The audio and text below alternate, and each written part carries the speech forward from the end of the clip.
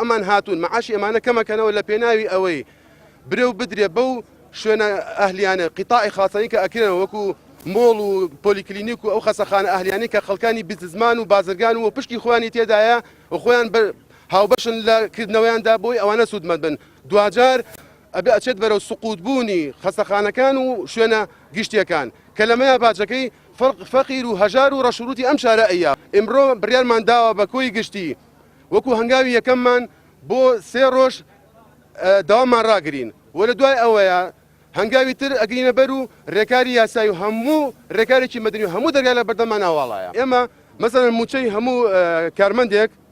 سەقفی هەیە سەقفەکەی ملیۆنێکە بەڵام هیچ کەسێک ناگاتە ملیۆن بەڵام وەکو سەقفی قانونی بڵێن بۆ تۆ ئەوە متاحە ئەم هاتووە لە سەقف کردوێتی بە 600 بۆ 700